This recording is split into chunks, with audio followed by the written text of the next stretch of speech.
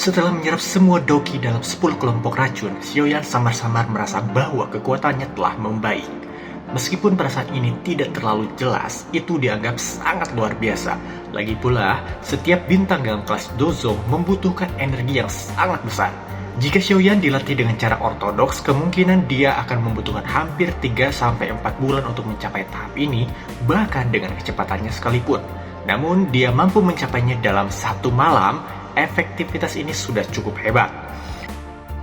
Keesokan harinya, Xiaoyan pun berpamitan kepada Jinxi dan Jinggu untuk meninggalkan pegunungan mata surgawi menuju pertemuan 4 pavilion besar. Setelah beberapa saat, sosok Xiaoyan pun berhenti di puncak gunung di luar pegunungan mata surgawi.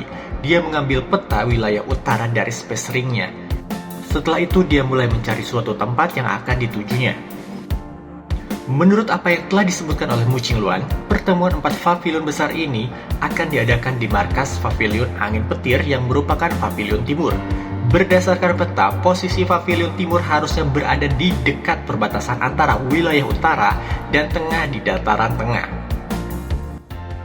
Ini sangat jauh. Sepertinya aku akan membutuhkan waktu sekitar 5 hari hanya untuk bepergian ke sana. Tapi untung saja aku sudah mencapai level Dozong. Kalau tidak, sepertinya aku tidak akan bisa bergegas ke pavilion timur 10 hari hingga setengah bulan. Jadi tentunya itu akan terlambat. Nama pavilion angin petir sangat dikenal di seluruh wilayah dataran, dan tempat ini dipenuhi oleh sangat banyak ahli dan pertahanannya pun juga sangat kuat. Pertemuan 4 pavilion ini bukan kompetisi antara para ahli dari generasi yang lebih tua. Sebaliknya, itu adalah kompetisi untuk generasi muda. Darah baru adalah hal yang penting jika setiap paksi ingin bertahan hidup. Feng Qing'er dari Pavilion Angin Petir, Tang Yin dari Pavilion 10.000 Pedang, Wang Chen dari Pavilion Musim Semi Kuning, dan Mu Qingluan dari Pavilion Bintang Jatuh merupakan sosok-sosok ternama di sana. Lokasi di mana pertemuan 4 pavilion akan diadakan biasanya ditentukan oleh pihak yang memenangkan kompetisi pada musim lalu. Pemenang pertemuan besar sebelumnya adalah Pavilion Angin Petir. Oleh karena itu, lokasi ini diputuskan akan diadakan di tempatnya Pavilion Angin Petir. Setelah beberapa hari perjalanan, Xiaoyan pun melihat sesuatu dalam perjalanan tersebut. Daerah ini memiliki kekuatan angin yang sangat padat. Xiaoyan melihat dari kejauhan dan melihat pegunungan yang berkali-kali lebih besar dari pegunungan mata surgawi. Ada guntur gemuruh yang mengejutkan di pegunungan ini yang bisa dia rasakan meski jaraknya sangat jauh. Xiaoyan mendarat di sebuah tanah kosong. Setelah itu, dia menuju ke kaki gunung dan mulai terlihat banyak sekali manusia yang kemungkinan mereka semua ada di sini adalah karena untuk pertemuan besar 4 pavilion ini. Kemudian Xiaoyan mengeluarkan sebuah topeng dan dia pakai untuk menutupi wajahnya. Dia menyembunyikan penampilannya untuk menyelamatkan dirinya sendiri, karena saat ini semua orang tahu akan permusuhannya dengan Pavilion Angin Petir. Meskipun Xiaoyan telah menembus kelas Dozong, dia hanya bisa memilih untuk menghindari kontak langsung dengan para ahli tingkat tinggi di sana. Pertemuan besar akan dimulai hari ini. Secara alami akan ada banyak orang yang akan menyaksikannya. Xiaoyan pun berhasil masuk melalui pintu masuk pegunungan di tengah kebisingan banyak orang. Kemudian, terlihat orang-orang dari 4 pavilion telah tiba, yang berarti Feng Zunzi seharusnya pun telah tiba. Jika aku benar-benar bertemu dengan Feng Zunzi, sebaiknya aku tidak membuka identitasku dulu. Meskipun guru telah mengatakan bahwa aku dapat mempercayai dia sepenuhnya, itu selalu yang terbaik untuk berhati-hati. Beban berat menyelamatkan Yalao dan ayahnya adalah hal-hal yang harus diselesaikan oleh Xiaoyan. Karena itu, dia perlu memastikan keselamatannya. Yang terbaik adalah berhati-hati tentang faktor-faktor yang tidak pasti. Kemudian, terlihat seseorang yang di sana disebut sebagai Pak Tua Huo. Dia ternyata mampu melihat kekuatan tersembunyi Xiaoyan. Dia pun berkata, "Kamu sudah memenuhi kualifikasi. Kenapa kamu tidak mencoba mengikutinya?" Mendengar hal itu, Xiaoyan pun merasa terkejut dan dia lebih memilih untuk berhati-hati dengan orang ini. "Aku tidak tertarik dengan itu. Alasan aku datang ke sini adalah untuk mencari seseorang," ucap Xiaoyan. Kemudian Xiaoyan bergegas meninggalkan Pak Tua Huo. Terdapat seorang wanita tua yang berada di samping Pak Tua Huo, merajut alisnya, melirik punggungnya Xiaoyan, dan dia bertanya, "Apakah ada yang salah dengan orang itu?" Kemudian Pak Tua Huo pun menjawab, "Ya, aku tidak tahu.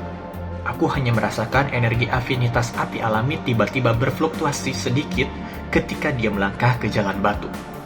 Dan untuk beberapa alasan yang aku tidak ketahui, orang ini memberikan aku semacam perasaan yang tidak dapat dijelaskan. Tak jauh dari sana, terlihat Feng Qing'er baru saja tiba di tempat itu. Xiaoyan pun merasa bahwa wanita ini adalah yang paling berbahaya dibandingkan dengan yang lain. Walaupun Tang Yin, Wang Chen, dan Mu Qingluan juga merupakan orang-orang yang hebat, tapi dia tidak merasakan aura yang berbahaya seperti yang dirasakan ketika dia melihat Feng Qing'er. Jika aku bisa menebak dengan benar, kemungkinan pemenang terakhir di pertemuan 4 pavilion ini adalah orang itu, ucap Xiaoyan. Supaya tidak menarik perhatian banyak orang, Xiaoyan pun memilih sebuah pohon untuk dia berdiam tak jauh dari tempat kerumunan orang-orang di sana. Dari tempat itu, Xiaoyan dapat melihat ternyata terdapat 4 kursi kayu perak yang kosong ditempatkan di suatu tempat yang khusus. Kemudian, di langit yang cerah saat itu, suara petir tiba-tiba terdengar dengan sangat keras. Dan bersamaan dengan suasana tersebut, beberapa orang perlahan mulai terlihat keluar dari sana.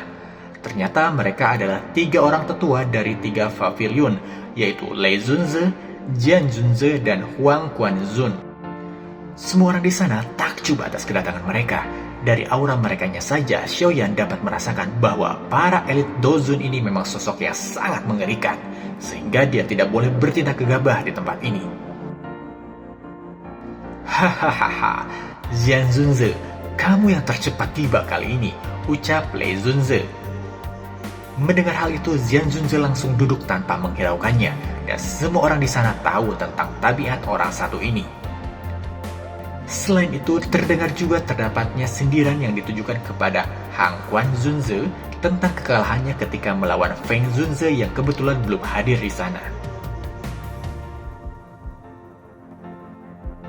Mendengar hal itu, matanya pun terlihat sangat dingin dan memperlihatkan perasaan kesal dan tidak terima atas perkataan tersebut.